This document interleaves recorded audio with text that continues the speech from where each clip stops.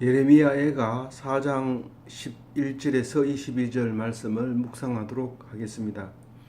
여호와께서 그의 분을 내시며 그의 맹렬한 진노를 쏟으시며 시온의 불을 지르사 그 틀을 사르셨도다. 예레미야 애가에서 총 5편의 시가 있는데 그 중에 4편째 두 번째 시간입니다. 이제 오늘 4장을 하고 나면 5장이 이틀치 묵상이 남게 됩니다. 예레미야는 이스라엘이 멸망을 보면서 슬퍼하고 애통해합니다. 하나님의 상상 못할 분노에 대해서 이야기하고 있습니다. 하나님의 분노, 맹렬한 진노, 시온이 불타고 있습니다. 하나님의 본부가 회파되고 있습니다. 시온은 하나님의 백성의 터전이었습니다. 시온이 곧 하나님이 계신 곳이었고, 시온이 곧 하나님의 하나님의 하나님을 부르기 시작한 곳이었습니다. 12절 봅니다. 대적과 원수가 예루살렘 성문으로 들어갈 줄을 세상 모든 왕들과 천하 모든 백성이 믿지 못하였었도다. 이 이스라엘 백성은 예루살렘 성전을 지어놓고 거룩한 곳이라고 하면서 절대로 제사장 외에는 들어갈 수 없는 지성소와 제사장을 돕는 레위인들만 성소에 들어갈 수 있고, 유대인들이 제사 드릴 때만 그 성전에 갈 수 있었던 그것을 이방인들이 오게 되면 죽임을 당하는 그곳이었는데, 많은 나라 왕들도 그곳에 이방인이 들어올 수 있다는 생각은 꿈에도 하지 못했습니다. 그리고 모든 백성이 그 세상 사람들이 그 성전을 회파할 수 있다는 것은 불가능하다고 생각할 정도로 그렇게 믿고 있었던 것이죠. 13절 그의 선지자들과 죄들과 제사장들의 죄악들 때문이니 그들이 성읍 안에서 의인의 피를 흘렸도다. 그 이스라엘이 멸망한 이유에 대해서, 그 죄에 대해서 지금 이야기하고 있습니다. 이 이스라엘 백성들의 선지자들과 이스라엘 백성의 제사장들은 그 하나님 성전으로 말미암아 먹고 사는 사람들입니다. 다른 선지자가 오면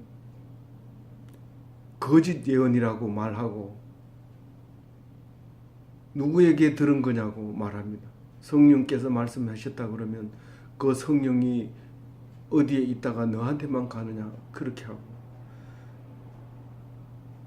이스라엘이 망한다고 하니까 나쁜 징조만 거짓으로 말한다고 해서 죽여버립니다. 이 예레미야도 그렇게 몇 번이고 죽을 뻔했던 경험을 가지고 있습니다. 그리고 예루살렘이 있는데 왜 우리가 망하느냐? 하나님이 지켜주는데 왜 망하느냐? 헛된 믿음이죠. 자기 스스로 생각하는 거죠. 그렇게 믿는 것은 우상을 믿는 것과 뭐가 다릅니까? 똑같습니다. 그게 죄라는 거예요. 생각도 없이 그냥 지켜주리라, 무조건 지켜주리라, 그렇게 생각을 하고 있는 거죠. 착각이죠. 다른 사람들도 그렇게 생각했어요. 그 사람들이 그렇게 접근을 못하게 했던 그거에 대해서. 제사장들은 누군가가 죄에 대해서 하나님에 대해서 얘기할 때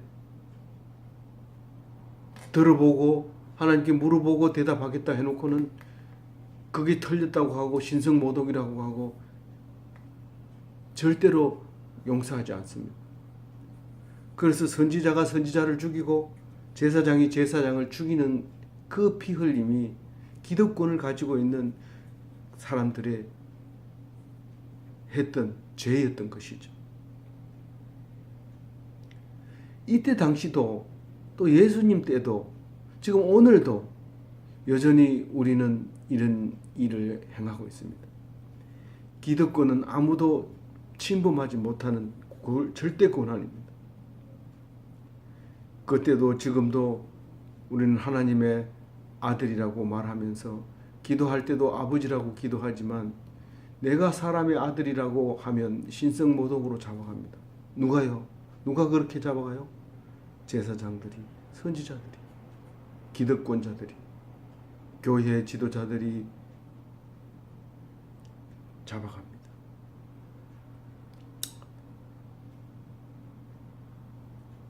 그들이 거리에서 맹인같이 방황하며 그들의 옷들이 피에 더러워졌으므로 그들이 만질 수도 없도다. 그들이 아무거나 만질 수가 없다는 겁니다. 그들이 누굽니까? 피 묻은, 억울한 피가 묻은 옷을 입은 제사장이고 선지자고 그랬죠. 그게 길거리 가서 만지지 못하게 하는 거예요.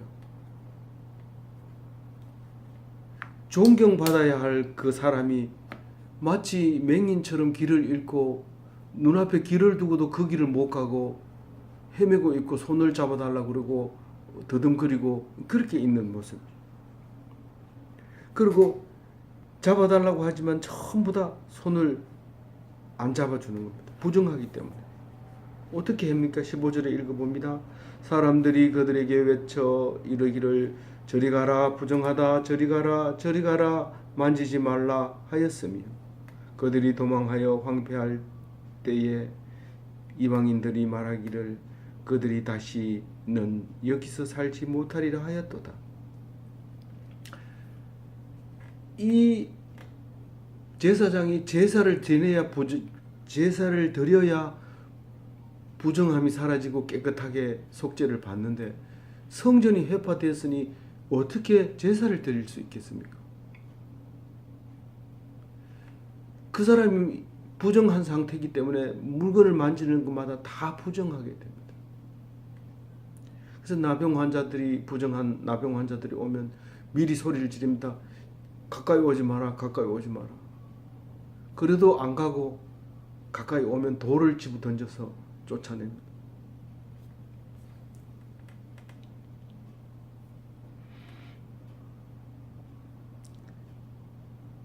그러나 예수님이 오셔서 예수님은 만지는 것마다 깨끗하게 됐습니다. 나병 환자를 만지면 나병이 낫고요. 혈루증 앓는 여인을 만지면 혈루증이 낫고요. 귀신 들린 자를 만지면 귀신들이 낫고요. 지금 아직도 예수님을 안 믿는 무슬림이나 유대인들은 밖에 나갔다 들어올 때 꼭 발을 씻어야 됩니다. 손을 안 씻으면 안 됩니다. 예수님은 제자들에게 손을 안 씻고 먹는다고 말하는 유대인들에게 말합니다. 입으로 들어가는 것이 사람을 더럽게 하지 않는다. 입에서 나오는 것이 더럽게 한다. 그렇게 말씀하십니다. 우리가 초등학생 아이를 두고 학교 갈 때 당부하고 너희들은 왕따가 되지 말아라. 왕따를 좋아하지 말고 말아라. 그렇게 얘기를 하면 기독교인이 아니죠.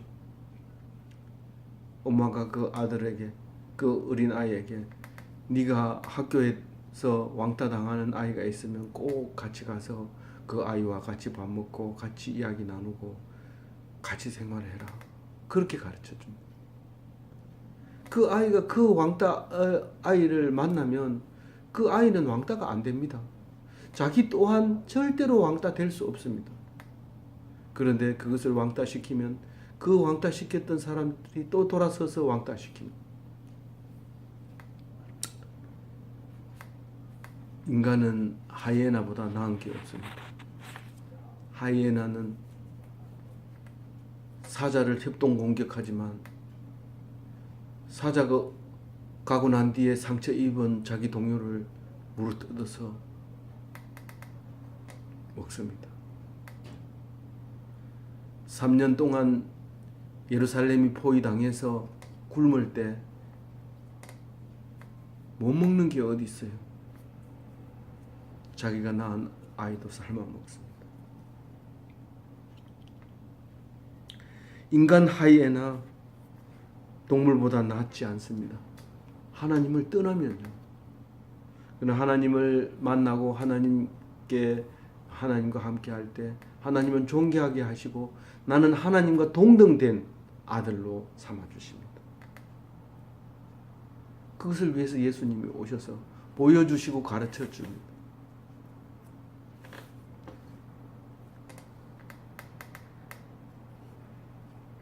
그 사람들은 다시는 여기 살지 못하리라 말하고 있어 바벨론 포로에서 쫓겨간 사방으로 흩어져 있는 디아스포라들이 2차 대전 끝나고 겨우 나라를 찾았지만 성경을 보았더니 그 사람들이 이스라엘이 아니에요. 성경을 보면 자기들은 그렇게 강조하지만 우리가 이스라엘이에요. 우리하고 똑같은 상황에서 우리가 이스라엘, 예수님으로 말미암아 다시 구원받습니다. 그 사람들은 예수로 말미암아 구원받으면 우리와 동일하게 되지만 그 사람들은 예수를 안 믿음으로써 결국은 이 성경이 그 이스라엘 백성을 얘기하는 것은 아니라는 것을 분명하게 말하고 있는 겁니다. 16절 여호와께서 노하여 그들을 흩으시고 다시 보지 아니하시리니 그들이 제사장들을 높이지 아니하였으며 장로들을 대접하지 아니하였음이로다. 16절에 두 번째 그들이라는 오늘 읽은 말씀 중에서 그들이라는 말이 상당히 많이 나옵니다. 거의 매절에 한 절에 3개 이상씩 나올 정도로 그들이라는 단어가 많이 나옵니다. 근데 개역 한글에는 그들이라는 말이 하나도 없어요. 그도 없고 그들도 없고. 왜 그렇게 번역했는지는 알 수 없지만 다른 것은 도움이 될지 몰라도 16절의 두 번째 그들은 사실은 도움이 안 되고 읽어가는데 방해를 줬습니다. 여기에 두 번째 그들은 하나님입니다. 하나님이 제사장을 높이지 아니하였고 장로들을 대접하지 아니하였다. 그들이 죄를 지었기 때문에 그들을 높이지 않았습니다. 그래서 흩으시고 돌보지 않았습니다.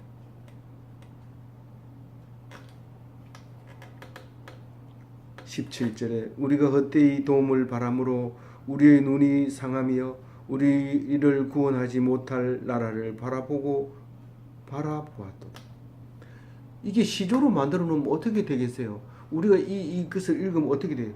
눈이 빠지도록 기다렸는데 소용이 없었다 그 말이 아닙니까? 뭐를 그렇게 눈이 빠지도록 바라봤어요? 이 어리석은 이스라엘을 말하고 있는 것이죠.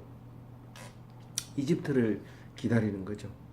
사실은 이 이스라엘은 이집트 문명과 바벨론 문명 사이에서 양다리를 걸치고 약삭 빠르게 잘 살고 있었어요. 바벨론보다도 잘 살고 이집트보다도 잘 살고 그러면서 하는 소리가 우리는 노력을 안 한 짓지 않은 집에 살고 짓지 않은 농산물을 먹고 하나님이 보호해 주시고 우리는 평화롭게 살 수 있다. 그렇게 생각을 하고 있었던 거죠. 그런데 이 때가 바뀌니까 바벨론이 공격해오고 이집트는 도와주지 않고 폭삭망하는 거죠. 사실 따지고 보면 이스라엘이 솔로몬이 많은 금을 성전에 넣어놨습니다. 헌금을 받았더니 엄청난 헌금이 들어와가지고 감당을 못하니까 벽돌 하나하나 온 데다가 다 금을 입혀가지고 성전을 지어놨는데 그래도 남으니까 그 곳간에다가 금을 가득 넣고 쓸 수 없는 금방패를 만들어서 집어넣는다. 방패가 무거워가지고 쓰지를 못하고 물러서 창을 찌르면 들어가 버리는 그런 그 방패를 만들어가지고 결국 바벨론은 그것을 탐내고 멸망시키는 거죠. 맨 처음에는 빼앗아 갔죠. 빼앗아 갔는데 빼앗아 가고 나니까 없으니까 놋방패로 금방패를 들고 있다가 놋방패를 들고 있는 모습도 나오죠. 그러다가 결국은 항복 안 한다고 그냥 다 부셔버리는 거죠.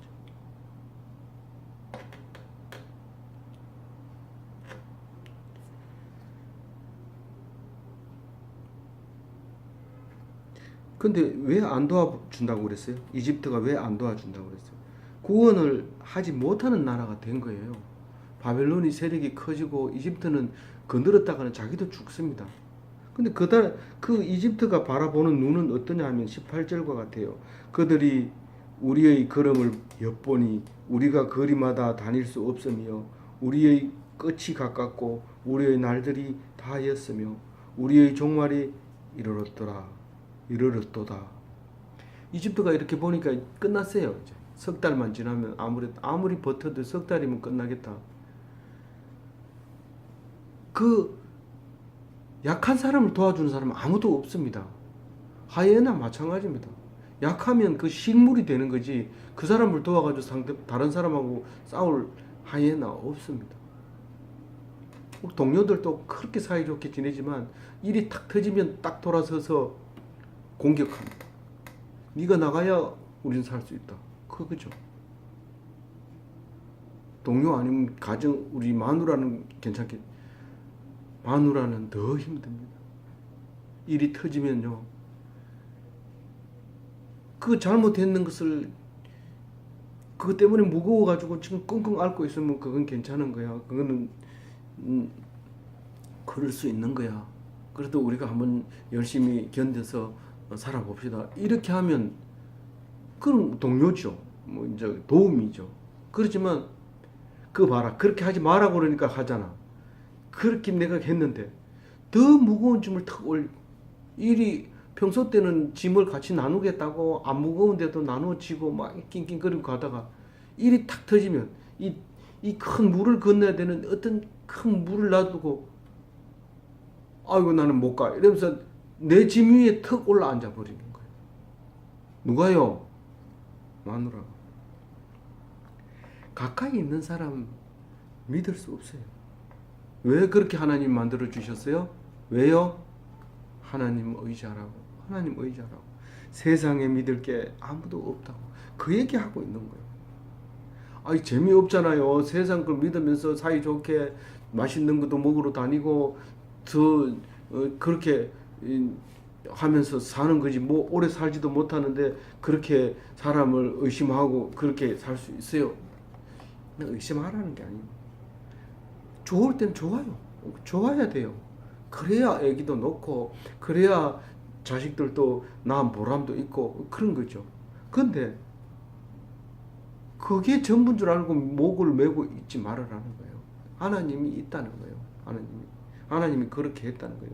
하나님 믿으라고 어려운 점을 줍니다. 우리는 어려운 점이 내한테 있겠나? 어려움이 옵니다. 그 어려움이 없는 게 없습니다. 사람이 나면 죽는 것처럼 어려우면 반드시 옵니다. 그래도 저는 좋은 것만 생각할래요. 그러다가 순간적으로 죽어버리면 더 편하죠. 그 맨날 찌질하게 뭐 아픈 거 힘든 거 그런 거 생각 안 할래요. 예수님은 세례 받자마자 죽을 생각만 했어요. 죽을 생각, 고난 받을 생각, 핍박 받을 생각, 그 생각으로 가득 차고 있었어요. 우리 예수님 본받으라고 얘기하는 겁니다. 그렇게 했을 때 화평을 누릴 수 있고, 그렇게 했을 때 영생을 할 수 있고, 그렇게 했을 때 하나님의 아들로서의 사명을 다할 수 있는 자기 십자가를 지는 것이 되는 것입니다.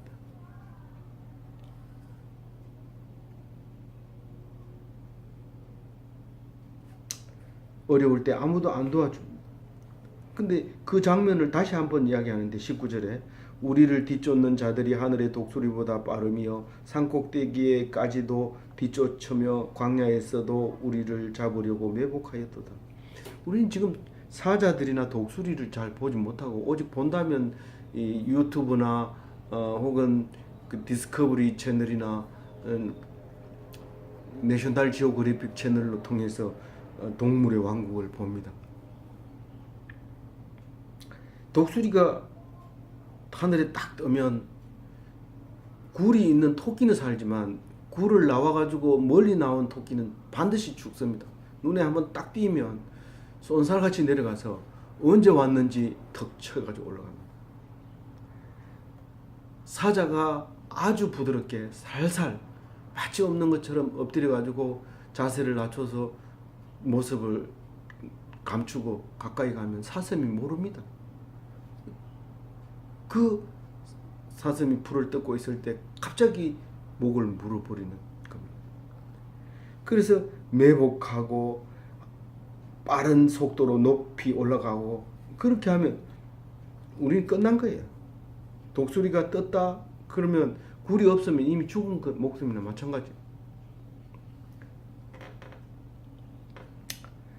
20절이 오늘 기본 중심 말씀입니다.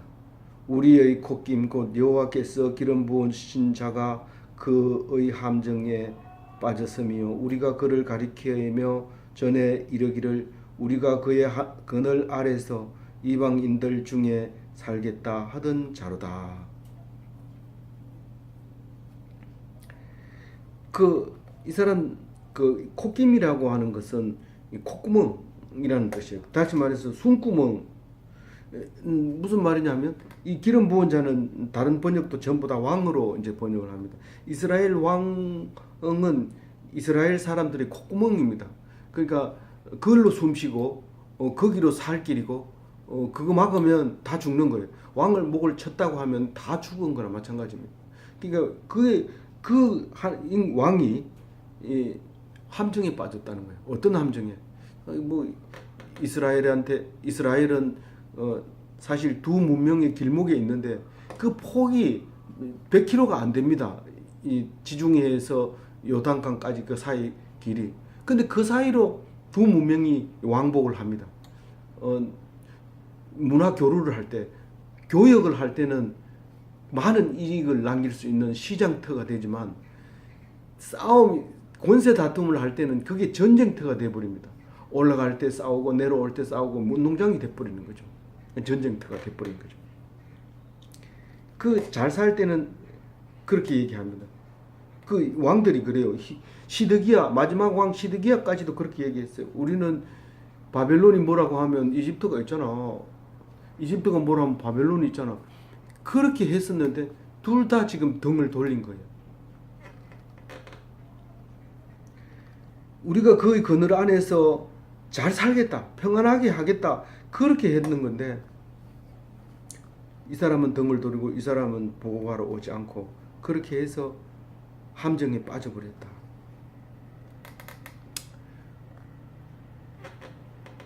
우리나라도 생각을 해봐야 돼요. 지금 잘 산다고 복지 늘리고 배부르고 일 안 하고 결과 뻔합니다. 큰 나라가요 우리를 도와줄 이유가 뭐가 있겠어요? 양쪽의 큰 나라를 저울질하면서 여기 가서 이 말하고 저기 가서 저 말하고 언제까지 갈는지 예레미야 애가를 읽어보셔야 돼요.